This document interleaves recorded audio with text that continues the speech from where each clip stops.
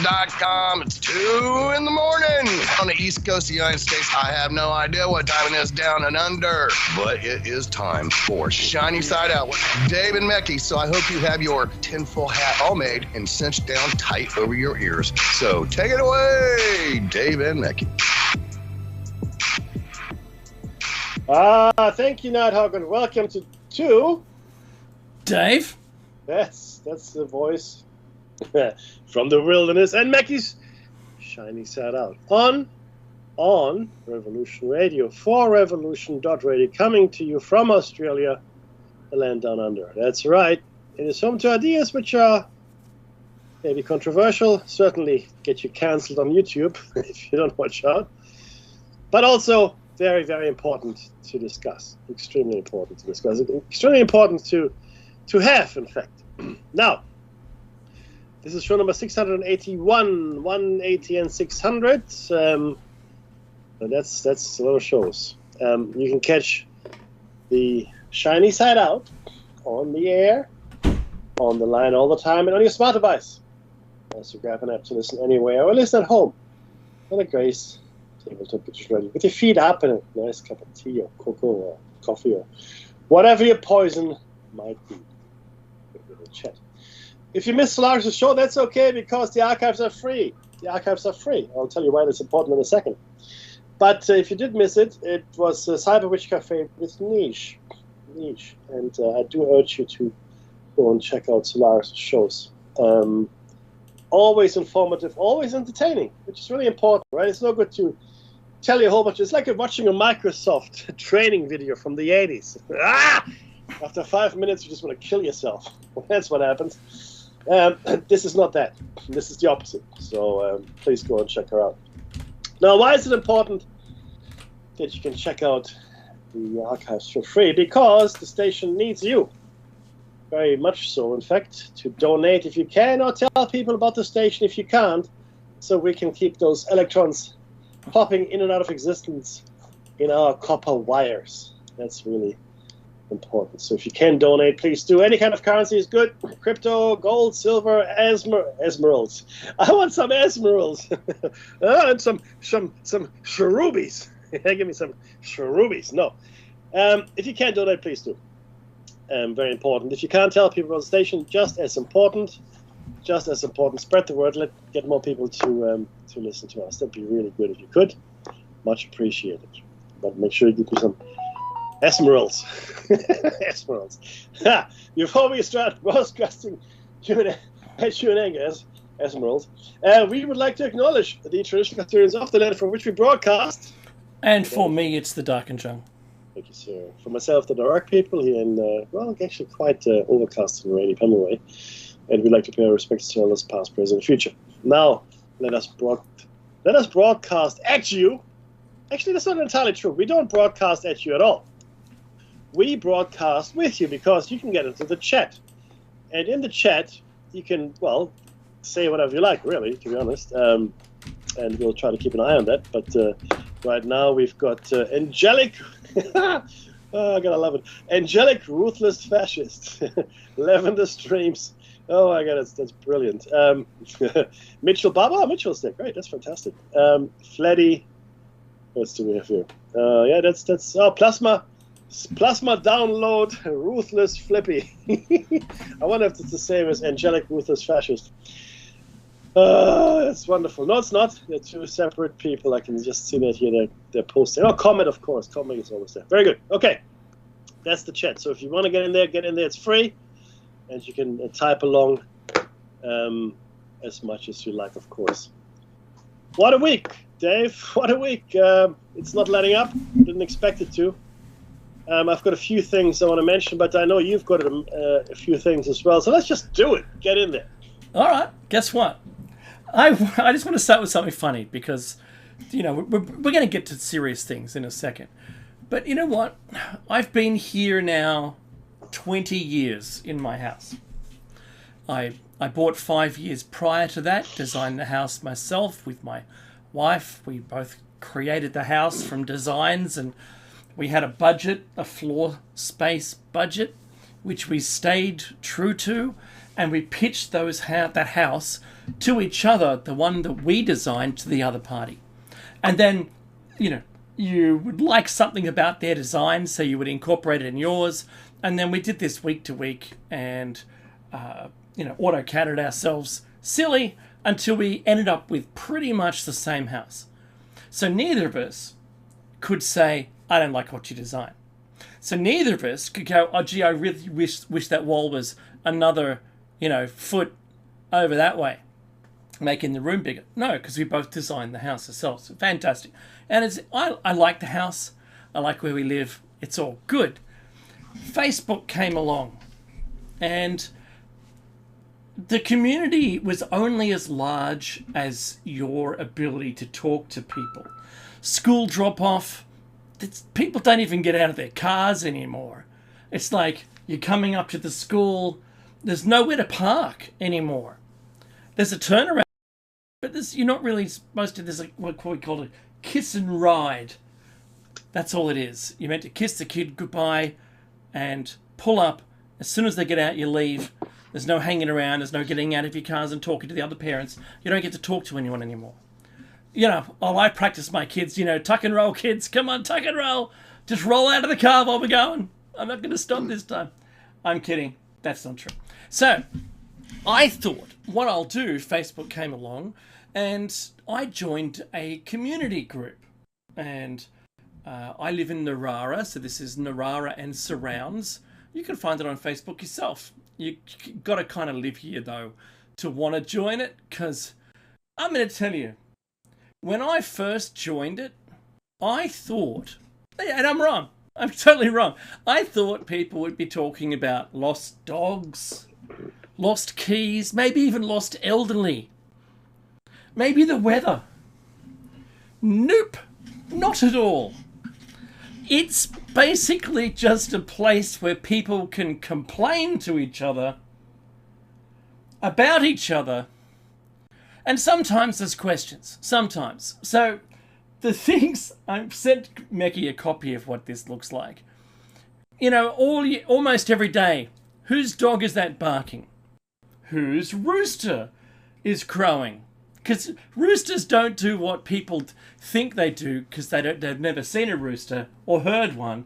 And it's not like the cartoons. Oh, it's sunup, I'm going to start crowing. Only like an alarm. No, that's not true. They are 24/7. Maybe they sleep a little bit. You never know, because you're too tired to even care at this point. Helicopter searchlights. There's a helicopter over the neighborhood. I wonder what they're looking for. I don't care. Think that to yourself. Teens wandering the streets at night. It sounds like Grandpa Simpson. And the teenagers look scary. Right? Loud parties in the daytime. Oh, that party's loud. Geez, it's disturbing my doing nothing. During the day. That drives me spare. I love this neighborhood, but the people are crazy, right? The music is too loud. Oh, that's great. That's also in the daytime. No one ever complains about a party at night. I'll tell you, I'll give you that. It's always about the daytime. So, is your power out too? Asks someone. I wrote these down just by scrolling through today. Oh, there's no water at my house. That's another complaint. People are complaining. They're always complaining. My bin went missing. Has anyone seen it? What? No. I don't even think anyone cares. I put it out yesterday. It's gone. Maybe the truck ran over it and they've put it in the bin truck. Who knows? I don't know. Talk to your council, not us. What do we know, right? There's a strange car in the neighborhood. I saw a strange car. They could have been dropping someone off. Why is it always a threat? It's all about everything's a threat. Oh my God. Kids riding e-bikes. Well, your parents are buying them because you can't just buy one. They're so expensive. Kids are buying, getting, presents, Christmas or a birthday present or something, and they're riding these bikes. They're going uphill, not like when we were young. They're going uphill without pedaling. Good on you. I would have done the same thing. There's a kid who does a mono all the way to school on his e-bike. Good on him. That's talent. Someone complains all the time. Too many cars parked in the street. What, people can't have people around? It's not that I don't live in a tight, dense, like inner city suburb where there's no parking anyway. There's plenty of parking. Plenty. I'm not really having a rant, but I'm trying to make it, there's a point to this, right? Kids stealing jockey wheels from parked trailers or caravans. That was one from today. Does anyone have any security footage of a particular street, date and time? That's almost every single week. That one, that's hilarious. And someone will always say, I saw someone up my driveway. Did you call the police? No one in the community is doing anything community-like. They just seem like it's like their own little housing, like what is it, that homeowners association in a gated community. That's the way they're carrying on, like they're HOA members. You've seen all those Karens on all those videos, surely. Chat, talk to me. So it does my head in. Now, Meki, I'm going to say that was one half of an anniversary. The other half of the anniversary is now our 14th year. We've begun. My LinkedIn obviously told people. I didn't tell anyone. My LinkedIn did. And I'm getting all these congrats, 14. You've finished 13 years, it's our 14th year now you're starting. Thanks, guys. Thank you, everyone. And I don't know, Meki, about you. Or anyone in anyone chat in chat. I'm asking you as well. So, are you a member of a community group where you live? I am, absolutely. Does any of that ring true to you? It's the same. No, but you have to ask yourself, well, who is on there, right? And That's the right. answer is, well, I mean, people that have the time to be on there, to be honest with you, which I don't really, so I don't really read that much in it. But sometimes, though, there's useful information, and actually more often than sometimes. Do you know a good plumber? Do you know a good electrician? I know a good roofer. Yeah, I've started making cookies, and the lady, she's phenomenal here in our neighborhood. She makes amazing cookies. Oh, unbelievable. There's other things as well. And the shops around here, we're sort of like a gated community without the gates. Mm-hmm. But there's one shopping center, and there's another little center, and there's going to be another one here. But they post as well, so it's pretty. It's okay. But there's a lot of what you just mentioned around. Well, there's the dog is barking. I mean, actually, it's worse here. It's worse here because the cops actually call the police. Sorry, the cops. The neighbors call the police when the dog. Hello, is there another policeman that can talk to you? That's it. Get all the police here. My neighbor kept chickens, actual chickens, like probably. And we don't have massive. These are not big properties where I live, right? They like 600 or 800 meters or something like that. You're funny. Yeah, hilarious. 500. Not even. It's a reverse auction. 400. No, seriously, it's tiny. As far as footprint is concerned, but it's okay because a lot of parkland, a lot of that's lakes and ponds. Yeah, that's right. So Meki lives in a beautifully designed estate. The roads are narrow. There's really not that much parking for people because everyone has a garage anyway, or most houses. But there's a beautiful park with not a lake, not a big lake, but call it a pond. It's bigger than a pond. There's one pond, and there's one I would actually call a lake, and we got pelicans and swans and all kinds of waterfowl. No ducks get there, yeah. Ducks. Everybody get ducks, and a lot of course, a lot of the bin chickens we have running. The bin chickens, yes. But So my neighbor had chickens, right? It's a really small space, and it stank. But I mean, it does, yeah. I'm a forgiving guy. I don't care. So I didn't call anyone. I didn't complain. I just lived with it, and finally got rid of them. But you're right. There's that. Oh, how come? Whose dog is barking? I call the cops. Then they have to get the dog neutered or get rid of the dog or whatever happens to the dog. It's a real shame sometimes, right? But people get really anxious around here. A lot of older people. There's a couple of retirement villages here as well. Mm-hmm. But yeah, look, Dave, it's the same. It's the same. Again, like sometimes there's useful information, and funnily enough, people do introduce themselves when they work to the neighborhood. When they start moving in here. Yeah, it's like, hi, I'm new. Yeah, just moved in. Blah. Yeah, which is that's nice too. And that's kind of nice. Yeah. But we had a lot of break-ins last year. Cars that were parked in the street. And so I said, look, I'm going to, because I that's when I go running around 11 midnight, right? And I said, I go around. I'm never unarmed either. So I go around. I never caught anyone, but I told everybody, this is what I'm doing. If you want to join me, please feel free. No one joined me. What a shock. But there was that. So people keep, they also publish hang on. camera footage. Hang on. Crime is down, but heavy sack beatings are up. I won't say that my guys don't use violence to make their point. No, but so the call for security footage is big. Yeah, that's posed as well. Yeah, that's it. But yeah, look, it's okay. It's good. I mean, people need something to communicate. Like you said, there's less and less opportunity to do so. I mean, I guess my parents, looking back at it, they would have met at the shops when they were shopping because we lived in the village, right? Mm-hmm. Not so much school drop-off because I made my own way to school. But yeah, like I guess you go, or even church, I mean, if you're a church girl, you meet at church, right?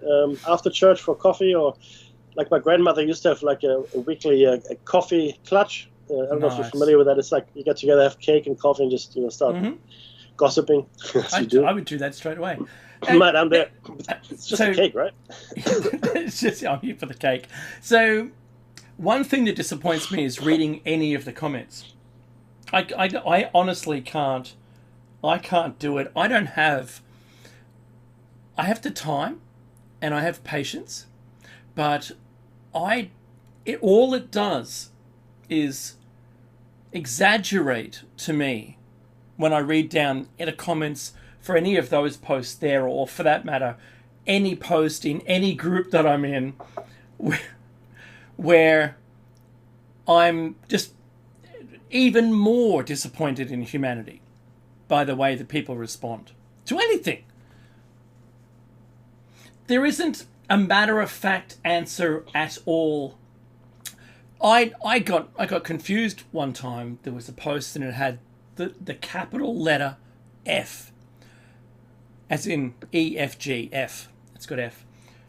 And I didn't know what it was. I used to see it everywhere. And it'd be replying to someone's comment that was the sane comment, to see if anyone else knew anything more. And I thought, what, are they giving them an F? Is that it? Like, is that a school teacher on there? I don't know who it is. And what it is, it's the term for follow. It means nothing to Facebook. It's not a letter that is truly saying, I believe this or that, and I don't have an opinion, but it's, so if someone comments in that thread, you get a notification so you can check it out. And that's pretty cool. That's one of those untime wasting things. It's an efficiency tool to write that into something that you're truly interested in. But just wow. I'm not capable of reading the stupidity. It just does my head in.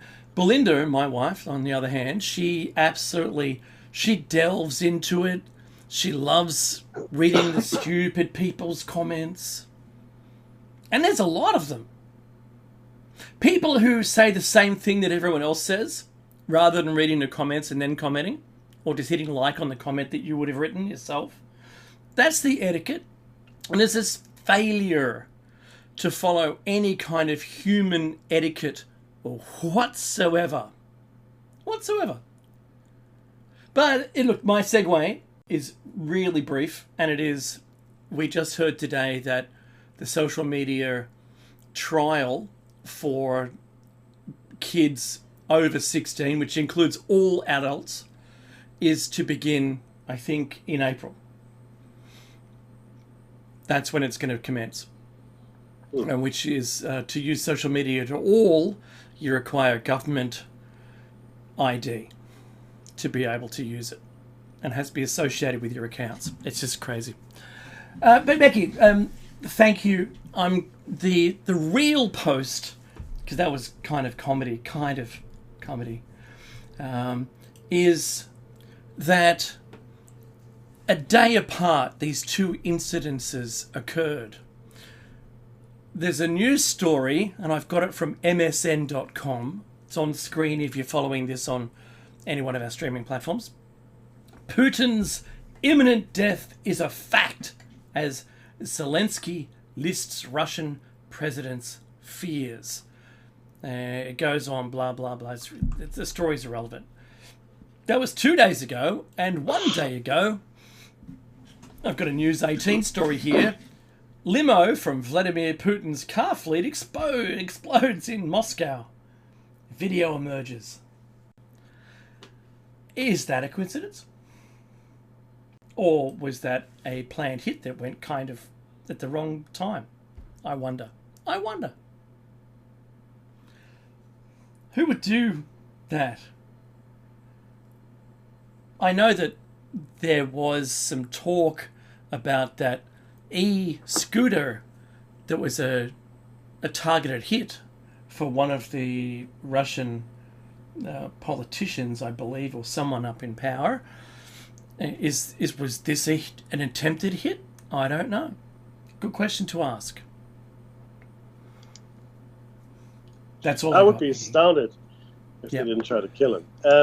Yeah. But, again, it but it could be an internal matter, Mackie. But look, it's possible. But then a lot more people are going to fall out on a lot more windows. Mm-hmm. Interestingly, look, I'm not actually going to talk at all about what happened in the world of Trump this week, because there's a few other things I want to share with you guys. But suffice it to say, it's not getting better, and I'd start stocking up on whatever you need, everybody. Start stocking up. Things are looking grim. No, but what I really wanted to share with you... Oh, download a survival manual. Yeah, well, they're handing them out to Europeans, including survival packs. So Europeans have been stock enough food for 72 hours, food and water and medicines, anything you need, essentially. They said, have enough for 72 hours. It's all over Europe. And they're handing out survival guidelines, handbooks as well. Plus, they've reported on where they keep their stockpiles all over Europe for all kinds of things. Well, not exactly where they are, but that they are stockpiling things.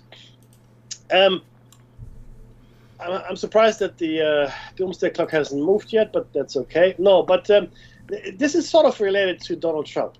Dave, can I ask you, how many rare earth elements do you think there are? Oh, there's got to be heaps of them. Okay. Yeah. Can we be more specific? 10? Any idea? 17. There's 17.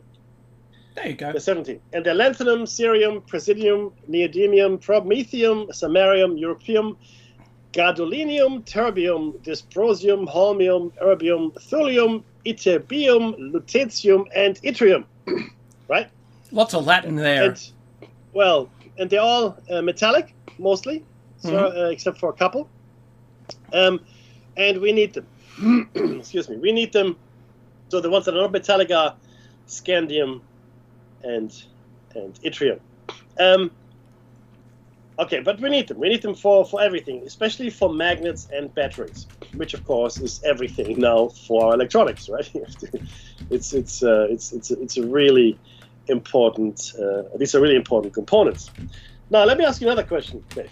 How rare do you think these things are? They're particularly rare. No, not at all. Wait, no. I didn't even finish the sentence. Sure, I'll take that. I got an X on that answer. Sorry, but they're not. They're like dirt. you pick up a shovel from your backyard and you get a few chemicals to dissolve them, and you get like a good teaspoon or tablespoon full of rare earth elements. They're not rare at all. Not rare at all. There's nothing rare about them. So you ask, why are they called rare earth elements? Well, who knows? But the point is, why do we think that China is? Oh well, it's true actually. Why is China the leading producer of rare earth elements? Because it's expensive to process it. Nope, very cheap. All right. Because they want to buy it all up. Nope, can't. There's so much of it you can't buy it. Plus, it's not worth a lot. It's not worth trillions. Right. My next answer is Pepsi. Partial credit. No, the reason that the Chinese have cornered the market on rare earth elements is because the extraction process is extremely polluting, right? The runoff when you extract these chemicals from the dirt, as it were, the chemicals you need to use is a very toxic and polluting process. And in China, it doesn't matter. They've got a lake, a massive lake full of runoff, and it's actually really close to the Yangtze. I think is it the Yangtze? I don't want to lie. I can't remember. That's all right. But it's one of the major rivers there. that's the river of fish and poop, and now chemicals. So that's good. It's not good. No. But so the answer is because the Chinese don't really have an EPA, right? And that's why they're producing rare earth elements massively. They've got huge refining stations and plants. And like I said, because they haven't got any environmental restrictions, they can just produce as much as they like. I've got no idea. Producing as much pollution as they want. What's the idea? Oh, you see, you buy Greenland, and then you do all the processing over there. Yeah, sure. Now the question is this, right? Why did Donald Trump harp on about the rare earth elements that the Ukrainians are sitting on? Because he was trying to say he would buy the land, or at least the land or something.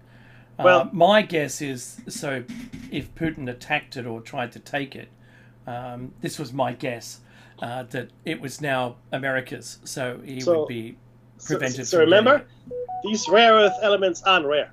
They're everywhere. Like they're literally in your dirt. So that's number one. You could call them every rare. They're not rare at all. No, I said they're every rare. They're everywhere. That's right. And secondly, funnily enough, Ukraine has a smaller percentage amount than the US. Mm-hmm. No, than anyone. Right? Yeah, right. There are less rare earth elements in the Ukraine than anywhere else. Okay, apart from other couple of places, but there aren't any, right? Or not that many. So they're not rare earths. Ukraine doesn't have a lot of them, and it would take it would take a lot of investment to start producing. But it makes no sense to use the Ukrainian rare earths, which are less abundant than elsewhere, for example. The only reason the Chinese are so up on rare earths is because, again, no EPA. So this whole thing, and this is really how I got started on this, because I wanted to know. Then I saw a few analyses of rare earths and such, and it became clear that there are no rare earths here, and it makes no sense to get a deal, and they're not worth trillions. Okay, rare earth elements globally, right? Estimated value. Okay. Well, okay. What do you think it is? Oh, me? Nothing. I have no answer. I've been wrong so many times. I'm afraid to answer the question now. No, that's fair. Okay, the global rare earth element market size, this is 2023, was $3.3 billion. That's not very because much. They're not very rare. We use a lot of them. Don't get me wrong. We use a lot of rare earths. We do, right? You need I think you need 2 kilos of some rare element just to make a Tesla battery or something, right? Sure. And it's now projected to grow to 3.74 billion in 2024, and by 2032, the market of rare earth elements, the global market, is going to be worth $8 billion. So there are two possibilities here. Okay, either Donald Trump is having some fiendishly clever plan, Machiavellian in nature that we don't know about, right? Or he has got no idea what he's talking about. And his advisors have no idea what they're talking about. Because there aren't trillions or even hundreds of millions of dollars worth of rare earth elements in the Ukraine. In fact, globally, there aren't trillions of dollars worth. Because while there are a lot of rare earth elements, they're just not worth that much. You know, even if you extracted them all at once, I don't think you get to $1 trillion. So it's a really interesting situation we find ourselves in. Yeah, that's the map. That's right. And it's not rare. It's not rare. It's everywhere. It's everywhere. Just dig up the dirt, but the extraction process, you know, the purification process is very dirty. It's very toxic. And again, that's why China is leading the market, because the Chinese don't care. The Chinese actually don't care about pollution. I've been to China, right? And in the morning, I landed in Xi'an, and I thought, oh, morning fog. It's a beautiful highway, like a 4 or 5 lane highway coming from the airport to the city, and it looked like morning fog. And I get to the city, but the fog never lifted. The fog never lifted, Dave.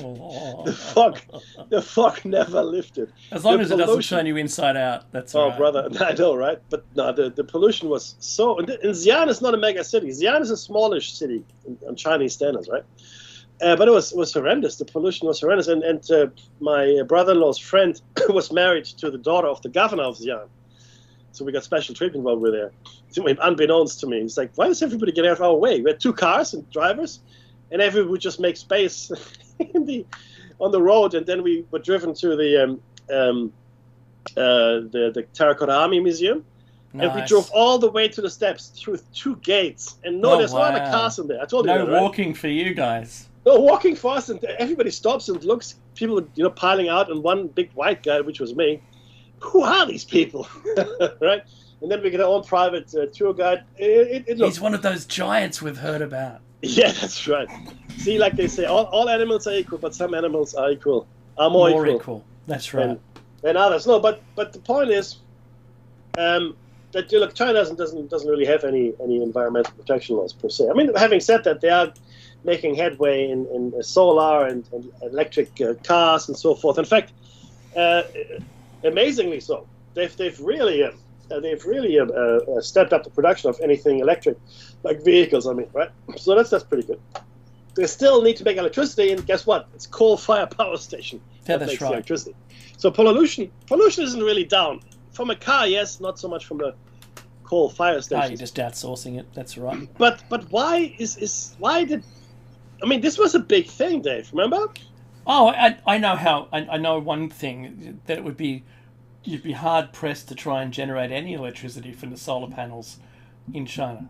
Oh no, that's true. No, but what I mean is, it was a big thing for Trump and his people and totally. Zelensky to talk about the rare earth thing. And in light of what I've just told you, which is completely true, and everybody out in listener land, please feel free to research this yourselves.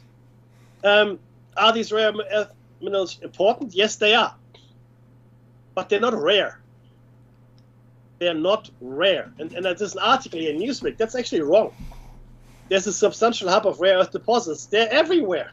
The rare earths are everywhere. There's no special place for rare earths. They're distributed all over the planet. Right? And Ukraine is not specifically rare earthy. Excuse me. Okay, not compared to other places that you find out in the world. The map would actually help. Mineral deposits, but that's not all. That's not necessarily all rare earth. So Ukraine does have deposits of things that are important, right? Oh, that whole story is only about rare earths. So that map is meant to be highlighting the rare earth, the major rare earth deposits. Yeah, and it would help if we knew what the colors meant. There's no scale.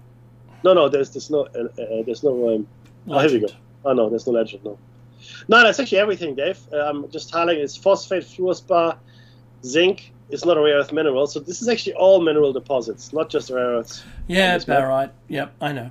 Anyway, but the point is, the rare earths are, in that context, are completely irrelevant to any discussions around anything, because number one, they would never, even if the Ukraine had a massive deposit of rare earths. Let's say there's, it's wonderful, great. They're not worth enough in extraction to ever pay back, let's say, hundreds of billions of dollars. That's right. I just said, the whole market, the whole value of in the year 2032 is $8 billion, adjusted for inflation. $8 billion. That's the global market for rare earth elements. So, but now seriously, I mean this, Dave, because I've been trying to figure out why it was such a talking point. Why was it such a talking point? Why did it matter so much? And now this whole talk about rare earth elements, and China has them. Well, no, China doesn't have them. Everybody has them, but China is at the forefront of refining them because, again, no EPA. If America throw out its EPA, which I think they are on the way of doing, they could easily refine more rare earths than China, easily, tomorrow. Now, is Donald Trump misinformed? Because, look, Donald Trump is not a mineral scientist, he's not a geologist, right? He is a real estate developer. That's his interest. So I suspect he gets his information from his advisors, right? I mean, that makes sense. And I wonder if they have been misinforming him. And it's not the first time, that would happen. But now, are they willing to say, Donald, look, maybe we got this a bit wrong. Maybe, whoopsie. Because it makes no sense. It makes no sense at all unless there's some kind of, as I said, fiendish plot brewing in the back somehow. It makes no sense. No. Why is it always a fiendish plot? That's right. It has to be a fiendish plot, right? Yeah, exactly. Why do I have to fiendish plot, baby? So it's not really, it's not really that amazing. Australia's got a bit, but it's all over the world. You really have it all over the world, and they're quite common elements within the Earth's crust. I mean, not like gold or silver, right? Gold and silver is rare to find. Relatively speaking, these things are not rare they're not in the same league of rareness or rarity. But there's another thing I wanted to mention here, and this is about me being right yet again. I bought a New Scientist this week, and they have a feature story called Our Shadow Universe. And essentially, now, I'm just going to share a couple of quotes from here, then we can discuss the validity. String theory is the best candidate we have for the theory of everything. That is true. However, there's just one catch. String theory can't explain the universe like ours. Okay? The maths can describe gazillions of different possible universes, just not one expanding at an accelerating rate, which is precisely what we seem to be doing. Okay? So string theory is great for every other universe except ours, right? Now, and what we've been doing, because it's so weird, we've been employing dark energy and all kinds of wonderful things, which we haven't found, by the way, but nonetheless there it is, dark energy, dark matter, etc., right? To explain what's happening. It's the same as putting a constant into an equation. Completely. You don't know why it's there, but there it is. It makes no... I mean, look, it's just made up. Okay? It's made up to make the math work for us. Now, for 25 years, this has been a big problem. But now we may have found a way past it. Okay? And what he says here, Antonio Padilla is a physicist at the University of Nottingham in the UK, he says this. In our proposal, our existence is like a shadow, a projection onto a wall at the end of the world. Okay? Now, superficially, and again I'm quoting from the text, superficially it seems that the universe we think we know could really be this brain, like this membrane that sits on the actual universe, right? Like a 5D or 6D kind of construct. 5-dimensional, I mean. This membrane with nothingness on the outside and a 5-dimensional bubble on the inside. If that is the case, Padilla points out that the strings making up our everyday existence would really be living in the 5D space inside the bubble, with only their ends, which we perceive as fundamental particles, stuck to our 4-dimensional brain world. In that case, these particles, and what we see and feel, would really be a shadow or projection of a much greater reality beyond our senses. And I just want Oh, to say here. all I'm smelling is Plato's cave right there, Mackie. Well, Plato's cave, but also I've been saying for years now, right, that we are but nothing but shadows of a higher dimensional existence. So what we are, right? So I mean, we look at our own shadows. Look at your own shadow, right? I mean, your own shadow. Let's say it had sentience, right? It could not deduce the nature of you because it would have no means to experience, the four-dimensional space that we experience. A shadow's world, in our world, is three-dimensional, two spatial and one time dimension, whereas we experience three spatial and one time dimension, right? So our shadow is one dimension at a disadvantage, and we are similarly one or two dimensions at a disadvantage to the higher potential existence. So we are but shadows of a higher dimensional entity, right? And I've been saying this for years, and finally, science is catching up with me.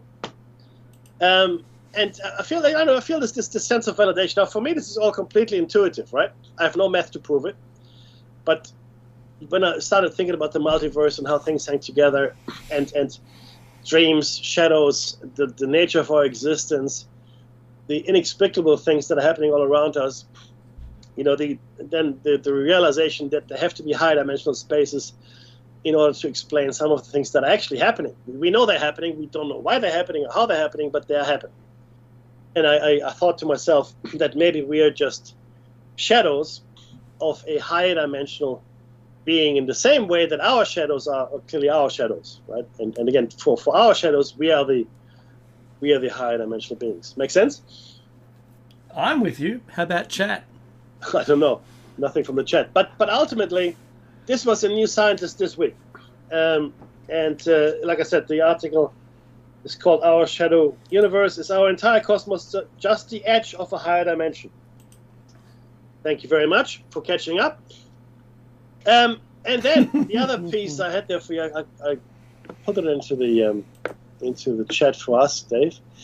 The fact that there might be another form of life. So this is from New Scientist as well, but online. It was published March 21st, 2025. A bizarre fossil may have been an entirely new type of life. Chemical analysis suggests the 400 million year old fossil protexcites, prototexcites, was neither plant, nor animal, nor fungus, hinting at a mysterious form of life that went extinct long ago. A bizarre organism, previously thought to be a giant fungus, may actually belong to an undiscovered branch of the tree of life that mysteriously went extinct. Okay, it grew trunk-like structures up to 8 meters tall and 1 meter wide. And excuse me. And that was between 420 and 375 million years ago. But it seems now, based on the chemical analysis that was conducted, it doesn't fit any of the phyla we have. It's not a plant. It's not an animal. It's not a fungus. And as you know, fungus is somewhere between animal and plant, as you probably know. So it's a completely new thing. And again, I want to say what I said before. We never stop learning. There will always be new stuff coming up all the time.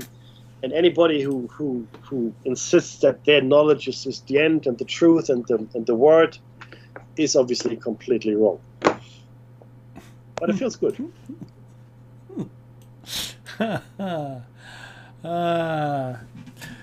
I've been watching some physicists talk about that, the scans of Egypt. Oh, yes. And saying, well, look, I appreciate that this is new, it's early days, but if the scan couldn't, with the overlay, show the internals of the pyramid, what luck do we have that it exposes anything beneath the pyramid using, the natural resonance of matter resonating, right? That's a very valid point. Open up your data so we can have a look too. That's a very good call.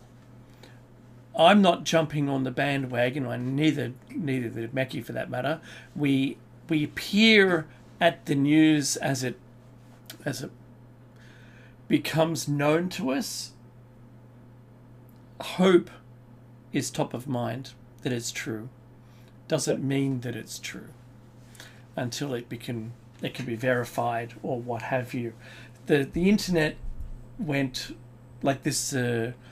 These scans went viral. I think everyone on the planet saw a copy of it in some way. Does it make it real? No. Just because people saw it doesn't make it real. So they saw data. Yeah. So the technology SAR Mm-hmm. is relatively new, and the way it's applied here is completely new. It's never been applied like this before. So essentially, what they're saying is this: we are picking up vibrations from the surface, right? So let me explain this. So ground penetrating radar can essentially detect whether or not you have hollows in the earth or more dense. They use that for magma chamber all the time examination. It's a thing. Yeah. Lava tubes, even to find deposits of whatever. Okay? That's right. And the way it's used here is slightly differently, right? And it's never been used like this. What they're saying is, with their technology, right, utilizing SAR, they can pick up surface vibrations. Okay, in a Doppler effect. That's what the Mm-hmm. Really means. And I listened to a science podcast, or several actually, and now this hasn't been peer reviewed yet. Number one. No, not yet. So we don't know if the science actually stacks up. Number two, and then finally, if it does, then we should be able to do that elsewhere. So it's actually called synthetic aperture radar. Synthetic aperture radar. Okay, so and this can create higher resolution images, even in darkness, through clouds, etc., etc. Right? But what they're saying is that they're picking up vibrations of the surface that are originating from within the Earth, and that hasn't been done before. That's new. So let's see what the science. Let's see if it gets peer reviewed. Let's see what it says. If it's a new technology, we should be hearing more of it in this context. Now, SAR is a thing, right? But SAR in this context is not. Okay. So we have synthetic aperture radar, and everybody's using it, and it's wonderful. But in this context, we haven't proven its validity yet. Okay, that's important to understand. That's what I think. That's also what Dave is saying there as well. He's, yes, it'd be great, but is it a thing? Is it a thing? And I want to say I don't know. Yeah, I don't know. I wish I knew. I don't. And just gonna keep your ear to the ground and watch this space for updates. I mean, it's all over the press. I mean, it wasn't all over the press before, but now we've got Greek City Times, Turkey Today, New York Post, Economic Times, Jerusalem Post. It's everywhere now, right? The articles are everywhere. So it'd be interesting to understand, because if this works, Dave, if this actually works, it would completely revolutionize not just archaeology, but anything we do, really, to be honest. Yeah, exactly. So that'd be quite something. I wanted to just give a few minutes, and I'm glad we got to the end there. And it's to do with the earthquake, the 7.7. It's an extraordinary, it's a very large, extraordinary earthquake. It was. For many reasons.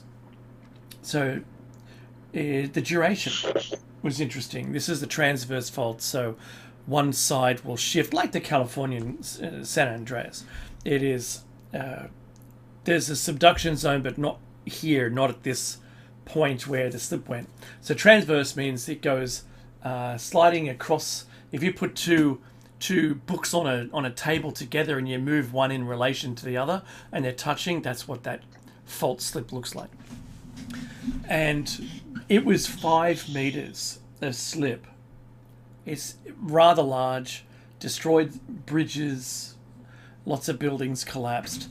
But I want to say, Bangkok, Thailand is 800 kilometres from the earthquake's epicenter. 800 kilometres. And a building went down there. That's a long way. That's really long. 7.7, yes, you're going to get very large, very, very large did you feel it zone. But to have it so large that it became catastrophic to a brand new building where all the cement had been done, they were just fitting out the glass and the interior, that's actually quite shocking. So it's now raised something important, and that is the engineers and architects around the world are looking at the design of, is it possible that wherever we build a building it should be earthquake prone? That's really important. One thing we did see, and I think some of the footage is amazing, all that citizen journalism, there's not much coming out of there, being released to the media, but through social media you're able to see a lot more. And thankfully, because pools, rooftop pools, emptying themselves by the sloshing has very detrimental effects on the people on the street below. You think it's because if you put your hands together to, like you're holding an invisible ball with your fingers spread, that's 1 kilo. That's about a kilo's worth of water. That's about a litre. And thinking about the mass of, hundreds of kilos of water being able to fall upon your person, which one of those videos is cut short before you see the aftermath. You see one of the pools empty almost everything sideways down onto the street, and it's very big. There's a whole bunch of people there, and it's you don't see the aftermath, but you can imagine what it'd be like. You've only got concrete on the other side of you when you're getting pushed down to the ground by hundreds of kilos of water. So that's really bad. But the arresting capability, the arresting sway capability of that sloshing water is amazing. They use large weights in the buildings in a fake shaft or a cavity that has dampeners on it. So you're arresting the harmonic of the building shake, which is fantastic. That's great. And more buildings should have that. They really should be designed around that. And it's one of my greatest fears, Mackie, of being in a building and there being some kind of disaster. And we're very lucky that most of those buildings with pools survived. I saw one that had a walkway between the two at like the 70th floor, and it broke.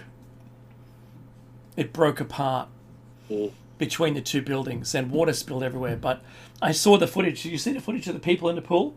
I did, actually, yeah. Yeah. And they escaped being thrown over the edge. I know there's a glass wall, but, what are you going to do? So I thought that was something else. Liquefaction was something that was suspected, but it really didn't happen in the core. A lot of the buildings are just double brick buildings, only 2 or 3 stories tall, in the middle of Mandalay, where the epicenter was. So they had no hope of surviving. Lots of apartment blocks of maybe 5 or 6 stories that I've seen that collapsed. It's such a shame, and I do think the number's they're gonna exceed 10,000. I really do, fatalities. But look, it can happen anywhere. It doesn't have to happen on a fault like this. It's a very shallow quake. It did what it does. When you hear about a 7.7, it's 10 times stronger than a than a 6.7. I think single level dwellings are the go, to be honest. Mackie, this is the end of the first hour. After this hour has finished, when we come back from the break, we are going to be talking about Mind Control Part 4. So take the time to donate. Do like, share, comment, subscribe. And if you're watching this on Rumble, please follow us. Please, we ask, we beg. Catch you on the other side of this break.